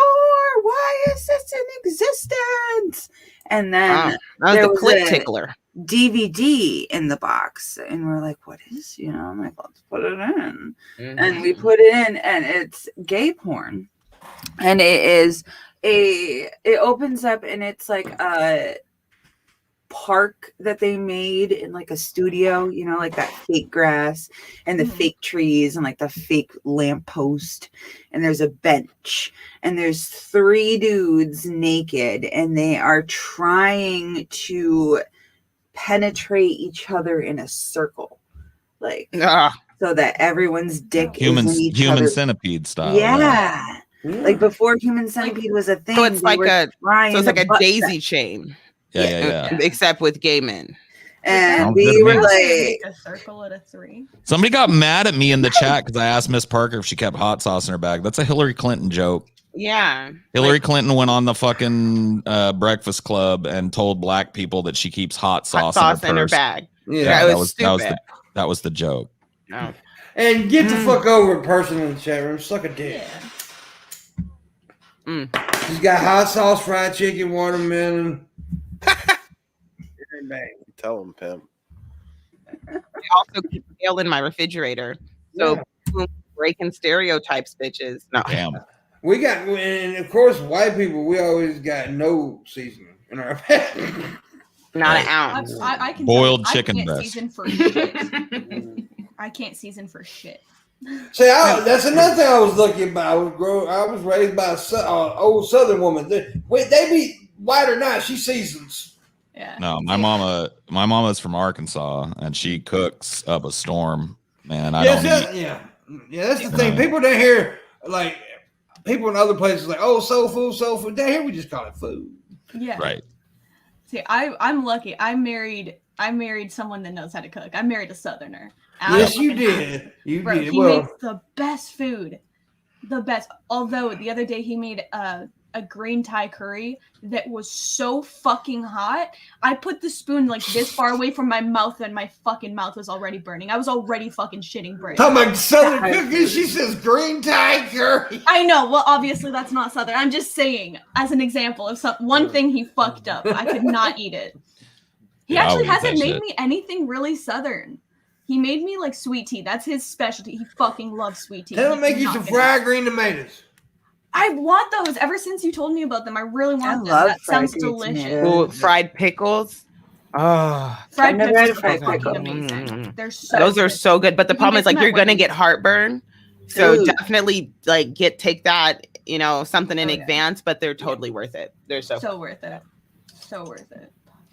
Yeah, somebody in the chat said Paul's mom is not from Arkansas. Technically true. My mom's mom is from Arkansas, and they moved to California when my mom was a little girl, but she was trained by an Arkansas chef. Cooks like an Arkansas woman. Mm-hmm. Well, if she was in Arkansas, she's from Arkansas. So I guess so.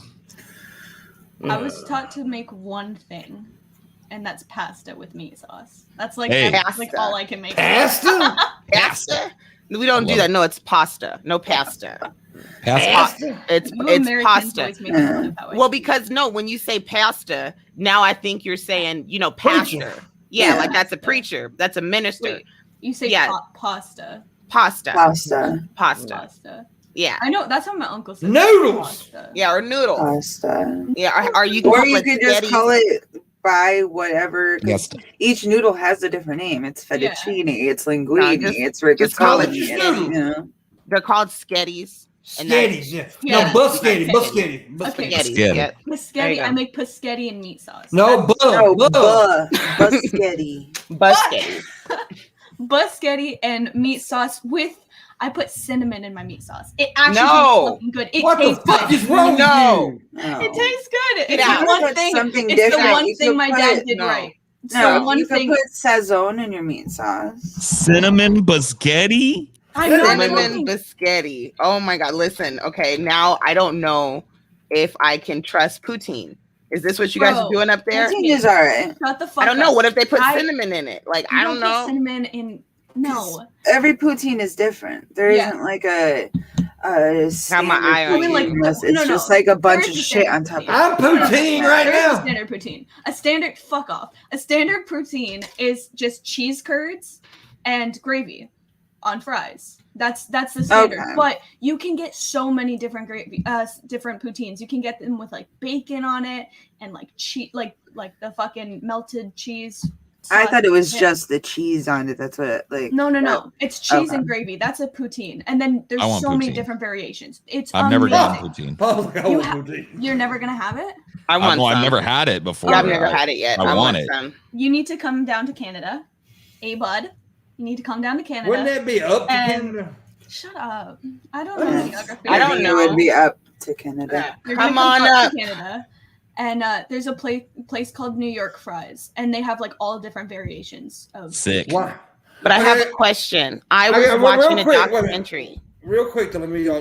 Tatted Jedi says, since it's May the 4th, I am a Jedi. Can I please fire Sid? Missy, I need someone ran over. Dang it. Okay, go ahead. Just try to choke them with the force. I was going to say, I was watching this documentary, and it's about these 4 kids in Colorado. And one of the kids has a brother who happens to be Canadian. And like, they look totally different than us. But anyway it goes, the Canadian prime minister looks completely insane. And how am I supposed to trust what's going on in Canada after watching this documentary? I think it's called South Park. Can you explain yourself and the representation of Canadians in South Park? No.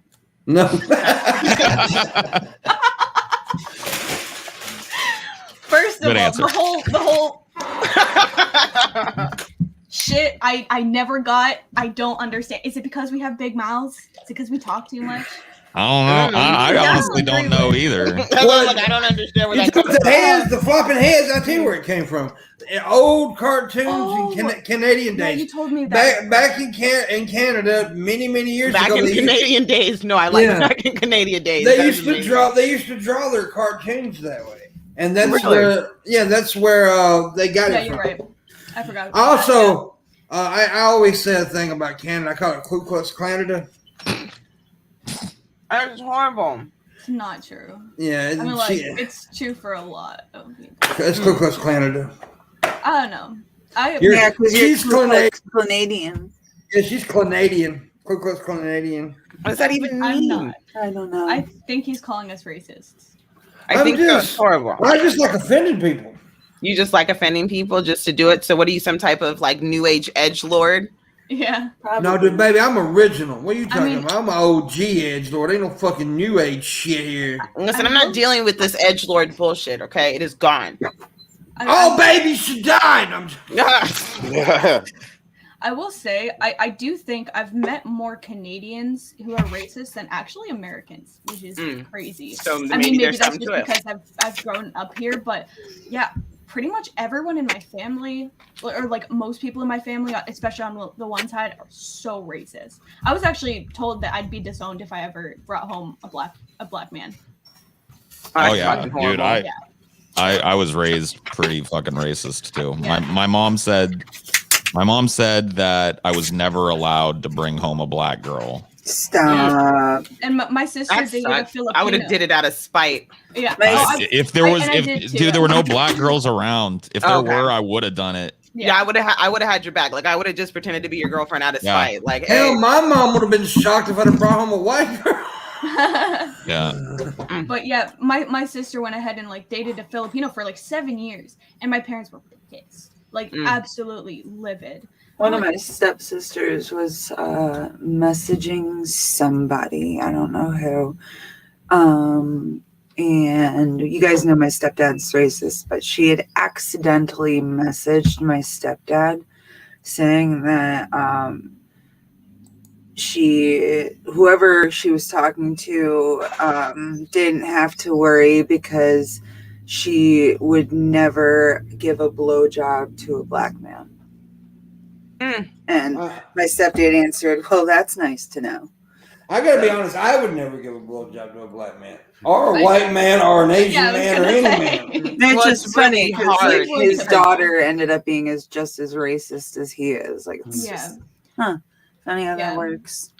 It's unfortunate. My little sister is turning into a fucking racist, like an open racist. It's disgusting. I actually can't talk to her. She's a racist. She's sexist. She's transphobic. It's bad. it's really fun. Miss Parker's trying to scare away the viewers. Yeah. What the fuck? Dun, dun, dun. Oh, doing that Shanny shit. I don't know why she's doing that. It's not a pretty. Yeah. It's not a pretty. I think we forget like how much fucking influence parents have on kids and shit. We're definitely a product of our raising. Yeah.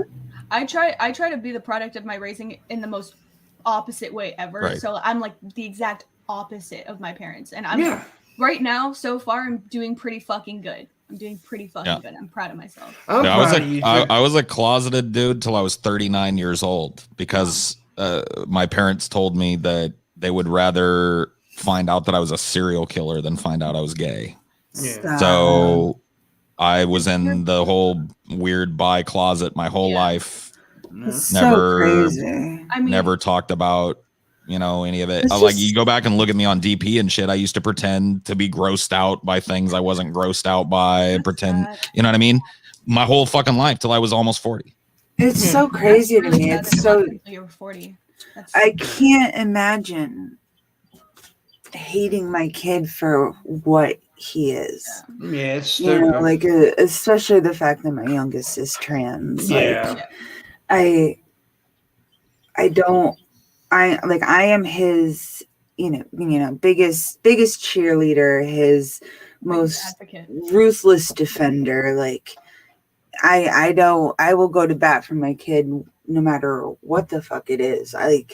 Because if I don't do it, who's going to do it? It's a generational thing. Like I was the firstborn son of a family, and there were expectations that I carry forth the family name and be an example to my sisters and be an example of the family and the manly example of the family and all of this and all of that. And so it was very important back then for me to conduct myself in a certain way and to be a certain type of person. And if I kind of defied that orthodoxy in any way, it would have been just bad for me growing up. I was the black sheep. I will clear something up right quick. I got to clear something up right quick. Black Guy TV, who's a friend of mine, and he said it was me that said, "Really, Paul? I wasn't mad. My bad." And Pimpmunk, I will not suck your dick, sir. Only lick it. Mrs. Parker's feet are sewn onto her knees. Interesting. How does she walk around? I think he's saying she's short. Oh. I think. But I mean, like, thank God. Thank you, bud. Thank God I didn't have to be closeted until I was like 40. Like I really. Yeah, I feel for you. That would have really sucked. But when I came out to my parents, I actually never really came out to my mom because there's no point. She would just freak. But I came out to my dad.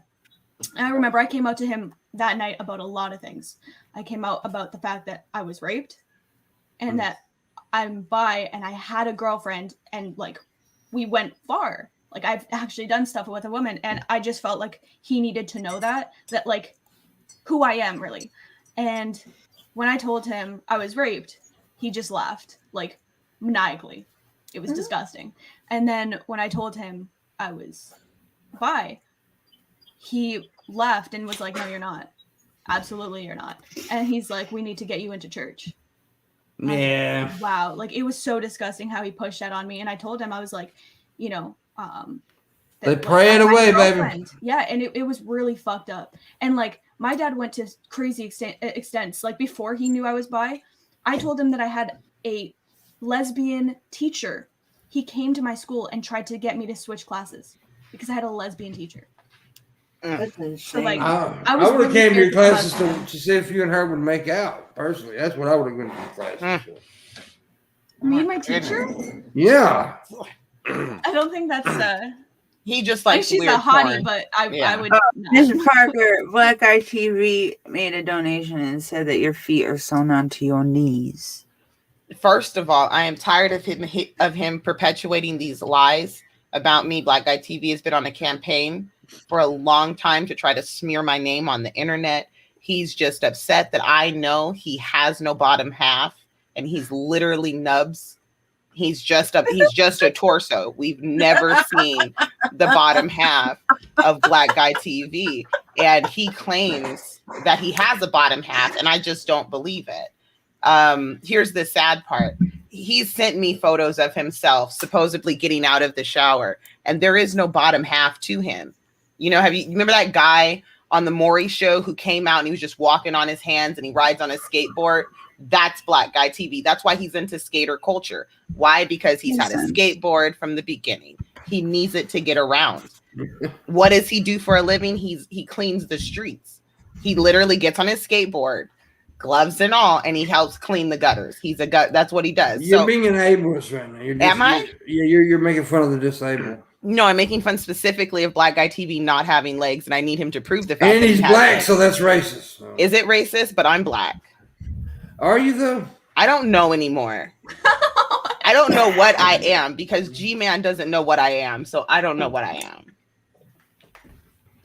Well, Paul's Japanese. G-Man makes all the rules. I have seen Tated's bottom half. He has delicious bottom half parts. Yeah, it would be Tatted. No, Tated. Who the fuck is Tated? Tated Jedi. He's a Tated Jedi. Tatted Jedi. He's Tated. Tater tot? Yeah, he's a Tated Jedi. Like he's a minced Jedi that has been deep fried. He is a tater salad. Yeah, like a tater tot. Deep fried? That motherfucker's pale as hell. He's golden. Golden my ass. He is. He has like this really cute little olive tone. It's adorable. He looks like meth mayonnaise. Is that a flavor? Can I get that at Walmart? Yeah, I'm sure you can at some Walmarts. Methanase. Methanase. Like I know they've been going crazy with the mayonnaises, but damn. Bro, I love all those crazy mayonnaises. The mayonnaise ketchup. No, I hate mayonnaise. I love mayonnaise. I love it. It's one of my 4 favorite white substances. Yeah, I love mayonnaise, and that's an odd statement. I have follow-up questions. Yeah. Pineapples. Hold on. So what? You know what number 1 is? Yeah. Can we just kind of break down the 4? So what are the other? Yeah, number 1. You know what number 1 is. Number 1, semen. Yeah, semen. Number 2, mayonnaise. Okay. Number 3 is cocaine. Oh my god. Cream cheese. Okay. And number 4. Cocaine. Oh, sour cream. Sour Where cream. the fuck is the cocaine at? It's you have some interesting the fact that you have a list of my favorite white substances just brings me joy. I'm just gonna say that brings me joy. Bro, anything I eat, I can match up at least one of the 4. That's ridiculous. What about sauerkraut? That's another good white one. Sauerkraut's pretty good. In the right context. Stuff. Yeah, you can't just have a pile of sauerkraut and eat that. I've seen some people do that shit. Marshall does that, bro. I do. Are you serious? As someone who is, he'll eat a whole jar of sauerkraut. Marshall buys so much sauerkraut, it's ridiculous. As someone who is, mostly German and Polish, sauerkraut is its own, food group. Have there's you guys also done the your red fucking... cabbage. I like red cabbage. It's good. Red cabbage is awesome. But I can't just have it by itself. It's a good complement to food. I'm Irish and Scottish and British, and so we don't do the sauerkraut shit unless it's in moderation on something. Yeah, like on a hot dog or some shit. I could eat some sauerkraut, right? Bratwurst and Brats. sauerkraut. Yeah. That's like Marshall and I eat that a lot. He'll just have a whole thing of sauerkraut. That's too much for me. My grandma always made kielbasas and sauerkraut and gnocchis. Have you ever had potato pancakes? Those are so good. Yeah. Yes, latke, right? Latkes, yeah. I prefer pierogies. I like pierogies. Those are good too. I grew up on pierogies. That was like my kid food growing up. Here's a deep one. Have you ever had a pupusa? Yes, I've we were just talking about those. I have. Pupusas are fucking delicious. Oh, they're like my these fucking- giant pockets. They sound like slang for female genitalia, but they're actually I think they're like a South American pocket. They're like these little pockets. El Salvadorian, I think. El Salvadorian, yeah. So Central American pocket. They're like these little empanadas almost that have empanadas. Yeah, they're very similar to empanadas. Like meat fillings, cheese fillings, and they're like a pupusa. Dude, I could sit down and eat pupusas all day. I could eat a pupusa all goddamn day. I could eat Mrs. Parker pupusa. Yeah. Thanks. My box is hot. Dude, I'll be right back. I don't smoke anything but weed inside, and I gotta go mocha cigarette. So. Okay. Oh, Yeah, we got like, well, how we got? We got 20 minutes. By the way, we got 20 minutes to make the show to be in, and to make the go, we need $85. Please consider tipping. I'm talking to you. You know who I'm talking to. You know who we're talking to. You know what else people should do, Pimp? What? Give the stream a like. Yeah, they should like the stream. Also, go over to the Twitter. Thumbs to the up. Follow the Morningwood Twitter, and where Shabisky does so much work over there. Yeah, so much. I've been trying my best I'll at drop that. a link to it in the chat. But make sure you tip. Shabisky's the best host. When I go on the Discord over there with Shabisky, he's so nice, and he's always there to have fun times and joke, and we watch stuff. He's and he a does bitch. movies, and he plays video games with us and stuff. He's and a taught piece me of a lot shit. of fun games. He's a piece of shit. You just listen. You don't understand. He's super fun over there. Like, he really is super fun. And he's always doing fun stuff on his screen. Like, one time I got to be a little Pokemon while he was playing a game, and I kept changing my Pokemon. It was super fun. He just doesn't talk. That's all. He does What kind talk. of games do you play? I do talk. Shab? Wait, what? What kind of games do you play, Shab? I've been playing a lot of Call of Duty lately. I do GTA 5. I don't know, nothing too crazy lately though. What about you, Marilyn? I've been playing a lot of Final Fantasy, Yeah. Kingdom Hearts, and Spider-Man. Bro, those I've are been playing a lot of Trouble lately. Yeah. Yeah, they pop that bubble. It's boom. That's the Jerry's game. Don't play Jerry's game. Yeah. You're lying. You shut the fuck up, Shabisky. Sorry. Oh, and Marshall just got me sorry. into Subnautica, which Oh, I'm gonna bring up again when Paul gets back. Paul loves Subnautica. It's a really Paul's stupid too, though. I played that game, Sweetie pie. but I'm a Nobody lazy. plays the game I play. That sucks. But then again, my game isn't 2-player. Goddess. I've never It's heard this. of that. Yeah, What? it's like a world simulation game, and on what system? it's in Steam. I've been playing it on the computer, and it's super weird. But I have a god complex, and it helps me to exert my god power. Have you tried Tropico?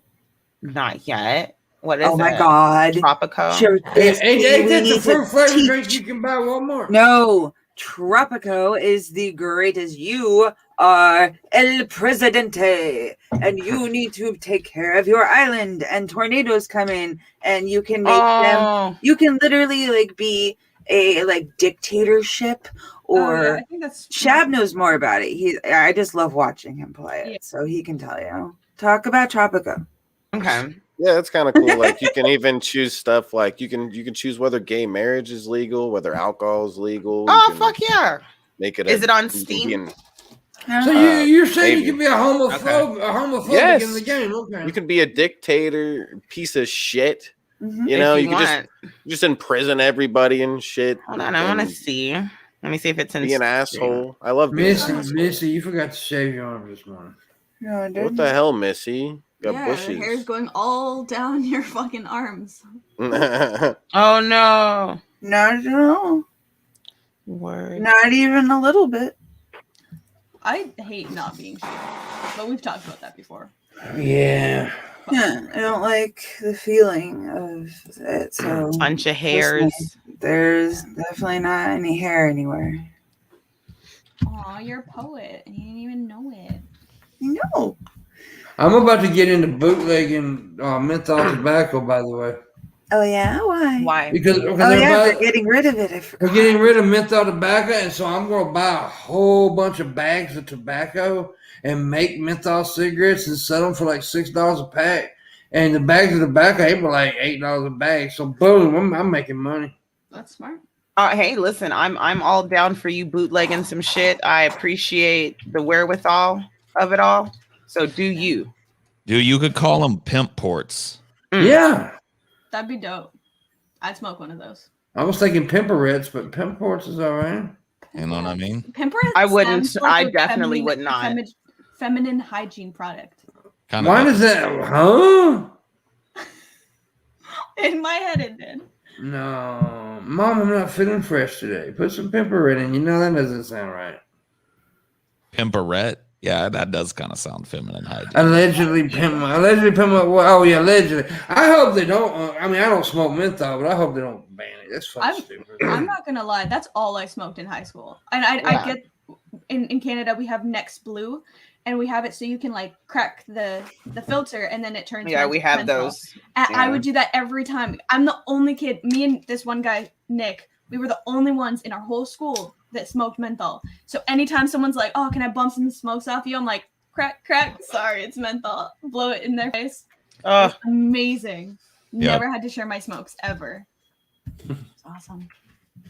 Somebody said so regular cigarettes is good, but menthol is bad. Actually, it's the fact that menthol does kill you quicker than regular cigarettes because they have added ingredients. There are some ingredients in menthol cigarettes that have been known to cause abrasions in the lungs and things like that. So yes, they're attributed to more damage, but it doesn't mean that they're less, that one cigarette's healthier than the other. All cigarettes are not. No cigarette's healthy.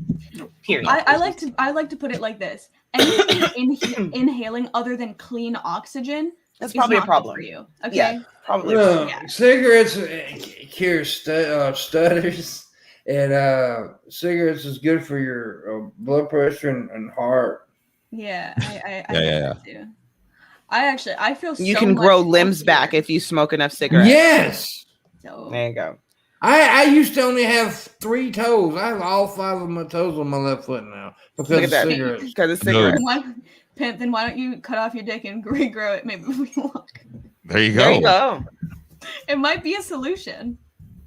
I'm really falling in love with you up there, you sexy bastard. We're just saying all the same things. I'm just look. Hey, that it may be that big, but by God, it's flaccid too. That's it. Is that it hard or flaccid? But like it being that big. It's never hard. It's flaccid. Always it's forever flaccid, perpetually flaccid. It looks like a crotch nipple. It's not big enough to get hard. I thought it's like a skin tag. It's a skin tag that pisses. That's what it is. Skin tags are one thing I do not understand. Yeah. I don't understand skin tags and what makes skin tags. It's like a weird wart that like hangs, I think. Because like I know what skin tags are. Like I've seen that. Like my mom has like 8 billion. But like I don't know what the fuck makes them. Because my little sister just started getting them. She's like 14. I think it's like some sort of overactive thing with your cells. I'm not 100% sure, but I think it's something to do with your cells like overproducing or overdoing something too much, and it produces those. Thanks for that medical explanation. No, I'm a scientist, not a goddamn doctor. Maybe you're a scientist. Yes, I'm a scientist. Shabisky, say something. Missy's a scientist. I thought Shab was going to tell us about that game. You didn't actually tell us about it. Yeah, you didn't. Oh, I don't know. It's just like Sim City, but a bit different. Like I said, you can kind of choose the, political things within the game, like more than I think Sim City. Where did you and Missy learn how to explain things? I'm sorry, I'm really stoned. Okay, I know. I just looked it up. Okay, causes include friction between adjacent areas of the skin and clothing, obese people, people with Crohn's disease, hormonal changes in pregnancy, infection by the human papillomavirus, insulin resistant leading to inefficient absorption of glucose from the bloodstream, and genetic condition. And that's what causes skin tags, apparently. Oh, shit. It's weird. So I think it's a lot of these, there's like a lot of products being advertised for like wart removal, but it's kind of looking like it's a wart or a non-cancerous skin growth due to infection by the human papilloma virus. or something to do with diabetes. Okay, I made a dick joke, and y'all now getting too way fucking serious. No, I was trying to be more fucking medical. I mean, for goddamn, you, it's way to goddamn scientist. way to destroy a fucking joke. I was trying to teach the girl. Dude. You know what? This show, I like it when it's educational. Educational, god damn it. I've been stuck for like the last 5 minutes because Marilyn mentioned feminine hygiene, and I've been stuck. I've been stuck for like 5 minutes on the weird like fucking climate I grew up in, where there were like commercials every second that were like, "Ladies, your pussy stinks." Pretty much. Have you guys seen that commercial where the lady's pussy is singing? Every time she opens her legs, it goes la la la. I don't remember that one. I just remember a lot of these commercials of like ladies walking on the beach, and basically the point was like, the natural way that your pussy smells when you clean yourself normally stinks. You need it to smell like lilacs and fucking midnight jasmine. I'm gonna tell you, if you're washing yourself every day and stuff like you should be, you're perfectly fine with like the self-cleaning shit. Like you don't need a douche. You don't need to like do anything extra. You know what I mean? As long as you're just vaginas are self-defrost. They do. Yeah. They're self-cleaning. They are. As long as you're doing your part to clean, not just like, oh well, they self-clean, so I don't have to ever fucking wash myself. You know what I mean? Right. You're fine. Get in the shower, you scrub yourself like a dude scrubs himself, and you're fine. You drink water, eat fruit. You know, like I do remember the old Vagisil commercials. It's like, have you ever felt unfresh? Yeah, Monistat. They used to have sprays and shit, like pussy spray that you put on there. But now this is a commercial. Yeah, they're still pushing that shit. Oh yeah, it's horrible. But this is a commercial today. Like I saw it like 2 days ago about this woman doing yoga, and when she lifts her leg up, her pussy sings. And you have to get this for me. I need to see this. The lady next to her is like, "What is that?" And she's like, "Oh, that's my vagina. It's happy. Because I use this stuff."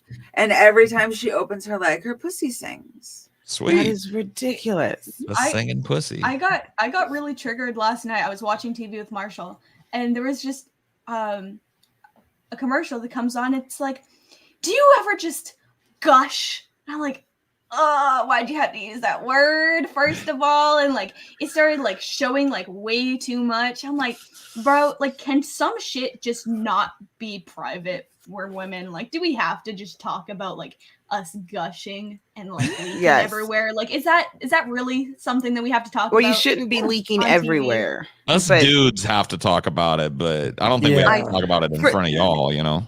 Yeah, I do appreciate that they're having, I appreciate the commercials, right? There's a part of my feminism that's like, okay, it is normal. It's fine. Cool beans. I don't mind the pads, the tampon commercials. These things are things that we all need to do. Sure. We all go through that, you know, dads need to know what the best brand is, you know, exactly. But then they take it a step further when they're like, hey, something's wrong with your vagina. Exactly. That bitch stank. Yeah, like there's something wrong. It smells bad. It's not tight enough. Put this egg up there. Hey, we need to steam it. Right. My favorite is they have these little capsules you can pop up in your vagina, because if your natural fluids just aren't fancy enough, you want to be a little festive. Maybe it's your anniversary. They're confetti things, little confetti beads, and you pop them up there, and it dissolves like a little capsule. Oh. And so you get glitter, right? So you get all this glitter and all this fun. Festive. Very festive. It's like a party pussy. It's that's Mardi Gras coochie. And they come in like different colors. Pussy. Yeah, they all have different colors and everything.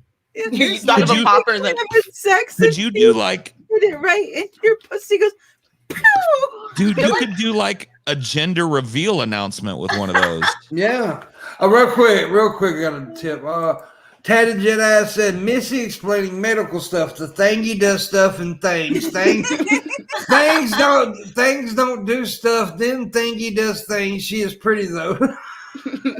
Best science ever. And now we need $80 to finish the go. Yeah. You guys know about this stuff you can take to make your glitter or your poop glittery? You've talked about this many times. I don't know if Paul knows. It's stupid, though. It's I've heard fucking that you dumb. put sparkles in your poop. Yeah. No. Why would you want sparkly shit? Because you're trying to be festive. Yeah, because shit looks gross. Okay, because listen, if you're this is the reason why. Toilet to surprise somebody. It has nothing to do with that. Do you want to know the reason why people it's driven by the sex industry. The reason why people care about glittery shit is because there are people out there who like to watch other people get shit on, and now they want something fancy. Yes, by the way, that's all it is. Everything, all technology is driven by porn. Okay. I'm glad you said that. I'm glad you said it because I want to make this perfectly clear. I do kink shame. If I find that shit weird, I'm gonna say you're a weird motherfucker. And if you're into glittery, shiny shit, you're a weird ass bitch. I'm telling you right now. See, I literally did not even think about the sex aspect. I was purely thinking innocent, leaving a present for the next person that comes into the stall at the mall bathroom and have it being pretty. Well, I was thinking about it from a totally different perspective. I was thinking about doing it just for me because I'm one of these people. I don't spend all day looking at it, but I take a look at what I produce. Oh, so just I take a gander I take a quick gander in the bowl, and if it's a little sparkly, it's a little easier for me to look at before I hit the flush. Okay, so literally just for your own vanity, just for my own festive feelings about what I've made. Well, you are a disgusting. You want to decorate it. I got it. Well, no, listen, everybody has valid points here. These could be the reasons why this product is on the market. You know, wait a minute. Nobody had one point. valid fucking point, Miss Parker. Yeah, there were 3 valid points for personal. For a personal use. There's another one. Go ahead, Marilyn. Yeah, bro. I don't know about you, but when I take a nice dump and I want to fucking eat it after, maybe I want something festive in my fucking mouth. Okay? Exactly. Maybe I want some festive shit to eat with fucking little sparkles that are gonna cut my throat. Like a cupcake with sprinkles on it.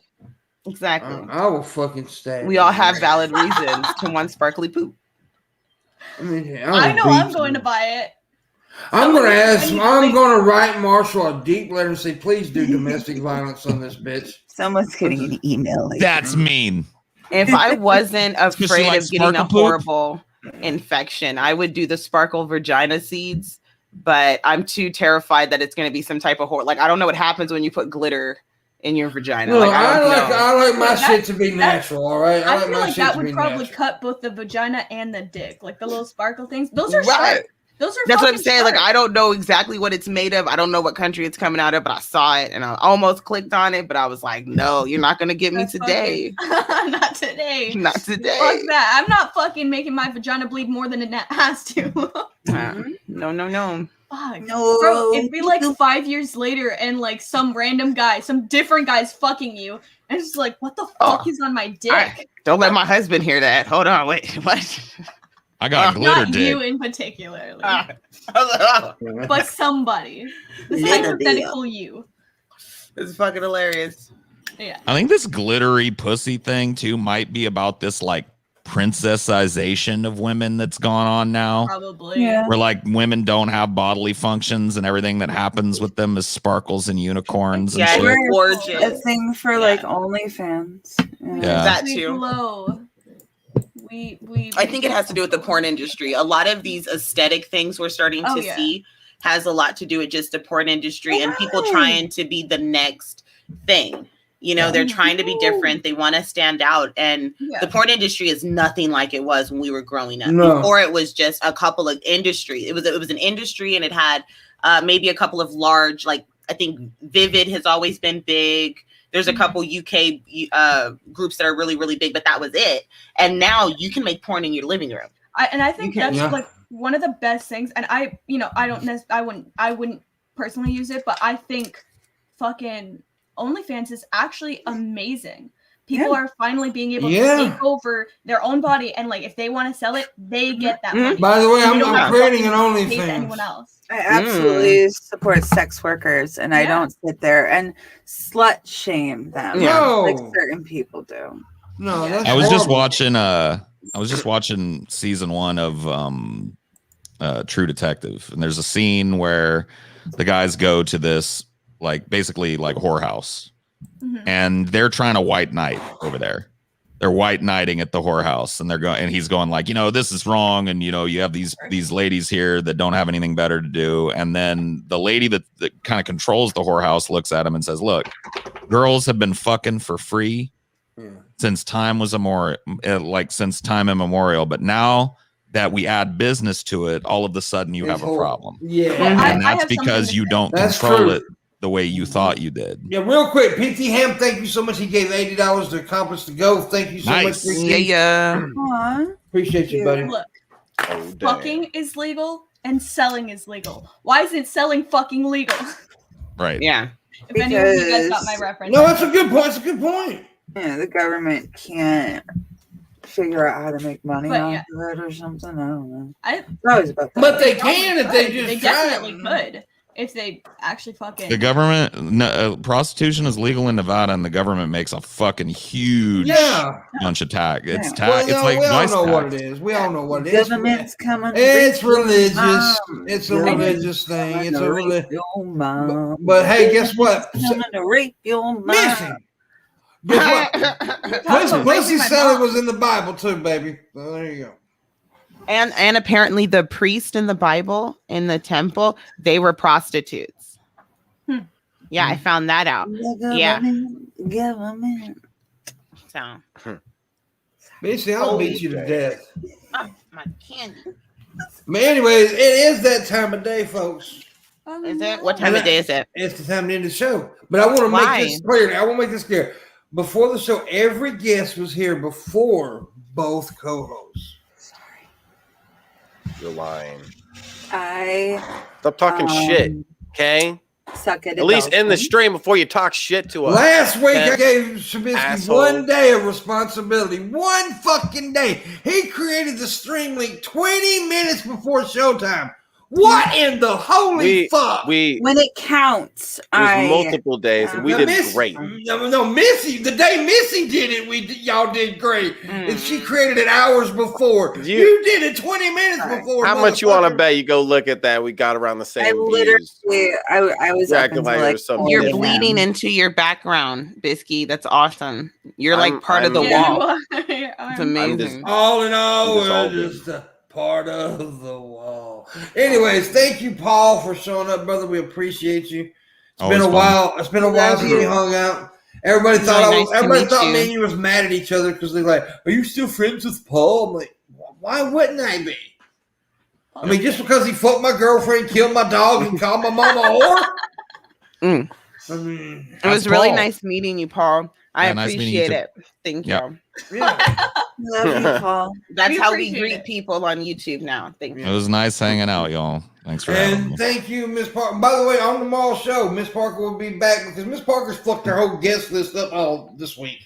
By the way, I'm just saying. I fucked up today. I just wanted. What? How did I fuck up? Just go with it. Tomorrow we're joined by Midwest and Miss Parker. Yes, it's going to be that kind of show. What does that mean? Okay. What the fuck does that mean? We all know what that means. What are these? What the fuck are these microaggressions? The fuck is happening? I'm gonna tell Black Guy TV on you. I'm gonna tell him. You tell him he's looking like a damn chocolate drop.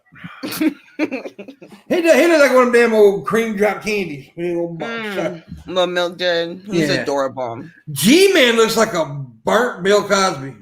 He's alternate universe Bill Cosby. Yeah. Anyways, guys, gotta go. Thank you all. I thank you, Marilyn, too. I'm sorry I forgot to thank you. No worries. You're awesome. You know I love you. By the way, check out tomorrow's show. Fuck it. Bye. Good. Yeah. See you later. Go fuck yourself.